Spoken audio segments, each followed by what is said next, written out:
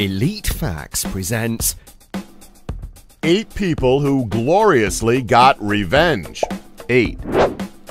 101 ways to use your ex-wife's wedding dress. If you're exiting a long-term relationship, it's probably best for you not to only get your essentials, but also to take with you any of your sentimental belongings. That was not the case with one woman who decided to leave her husband but forgot to take her wedding dress with her. Now, fair enough, she probably didn't want it. However, if she had just taken it with her, it would have saved her considerable embarrassment and hassle later on.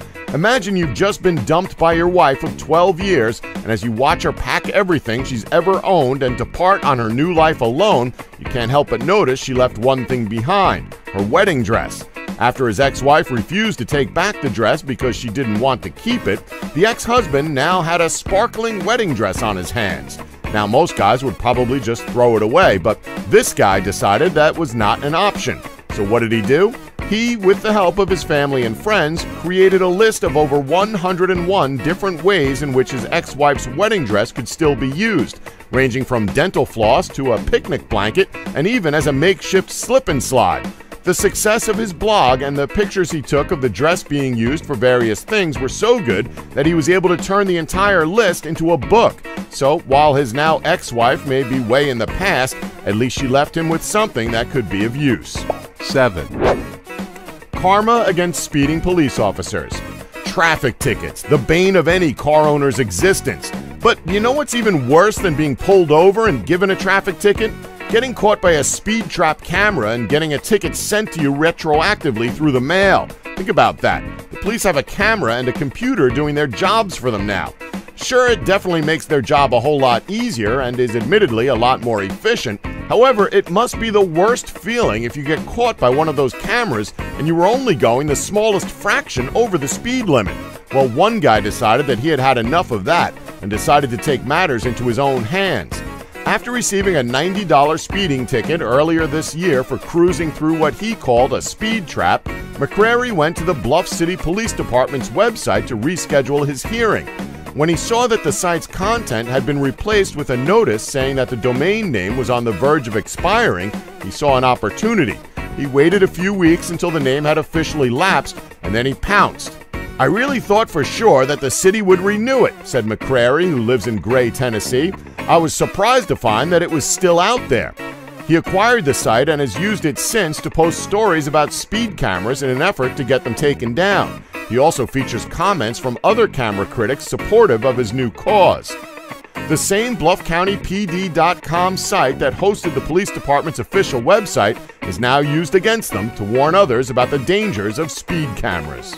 6. Canadian mayor finally gives his ex-wife the big rock she's always wanted. Gentlemen, we've all been there before. You have a girlfriend, or in this case a crazy wife, who won't shut up about having you buy her the biggest ring she wants.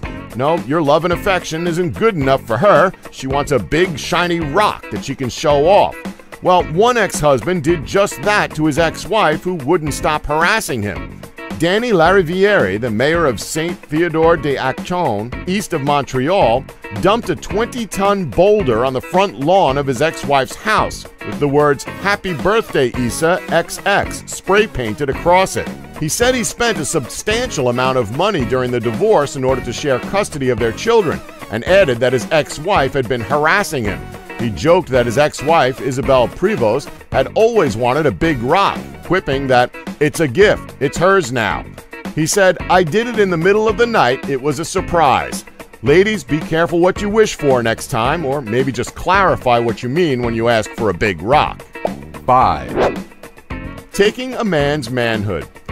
Guys, all we have to say is, listen to this story. Trust us, it could potentially save you later down the line.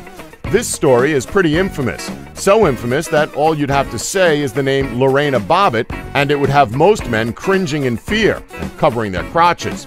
If you haven't heard of the name Lorena Bobbitt, we're certain you won't forget the name after hearing the revenge she dished out.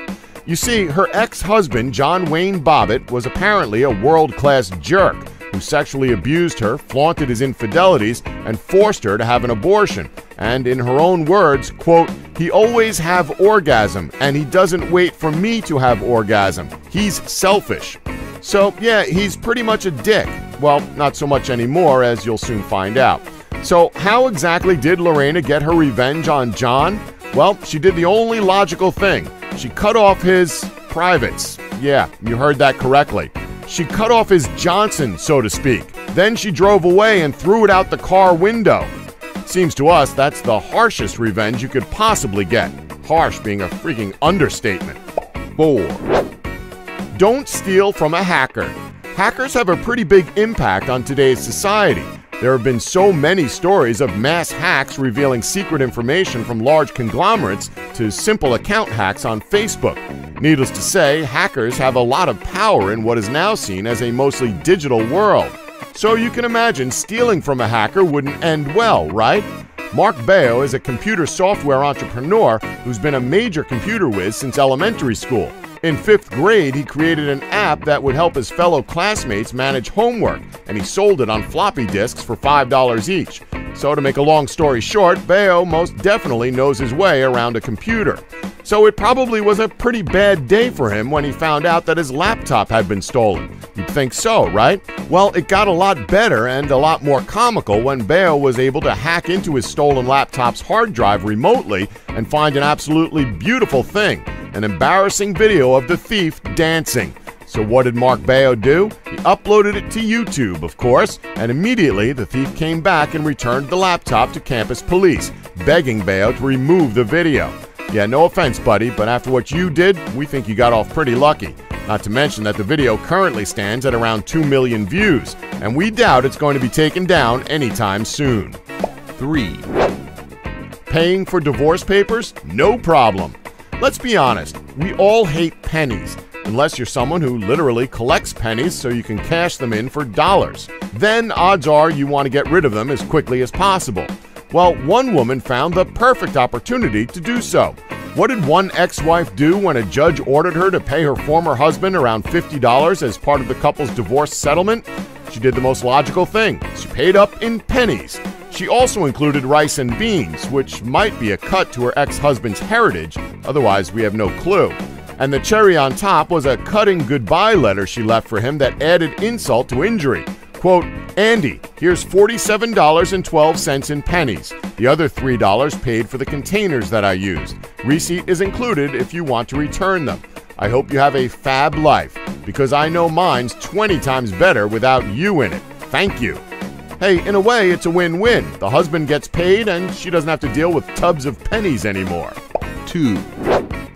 Showing his dark side. Quite possibly the best case of revenge that also has a positive impact. Now, everybody knows George Lucas, the famous iconic creator and director of the Star Wars films. Okay, the prequels sucked, but still, without him, there'd be no Star Wars. Well, after the first film was released, Lucas decided he wanted to take his production company away from the hustle and bustle of Hollywood and move it to Marin, California, which is one of the wealthiest counties in the United States. Being that the area was filled with wealthy people, most of the community enjoyed the privacy and exclusivity of the area, which Lucas happily respected as he built his production company away from the public eye of the community. However, eventually, after spending millions of dollars to build his largest expansion, he saw backlash from the community he moved to, citing that it would create too many jobs and bring residents who may not have the same amount of income as the other residents, which in turn would gradually decrease the reputation and exclusivity of Marin. In an emotional statement posted online, Lucasfilms said they would build in a place that, quote, "sees us as a creative asset, not as an evil empire, but not before doing one thing, selling the land to a developer to build low-income housing." Obviously, this angered the residents of Marin, who cried for fear of gangs, drug dealers, and low-life scum being brought to their affluent community. Even some Jedis have a bit of the dark side in them, and there was no exception here for good old George Lucas. 1. Vengeance for his dog. Charlie Wilson was one of America's greatest politicians, which is all down to opinion, but we're not here to discuss politics. But many people don't exactly know how or why his career in politics came to be. Well, oddly enough, his career path was decided as a young child who owned a cute little dog. According to Wilson himself, he first entered politics as a teenager by running a campaign against his next-door neighbor, city council incumbent Charles Hazard. When 13 years old, Wilson's 14-year-old dog entered Hazard's yard. Hazard retaliated by mixing crushed glass into the dog's food, causing fatal internal bleeding.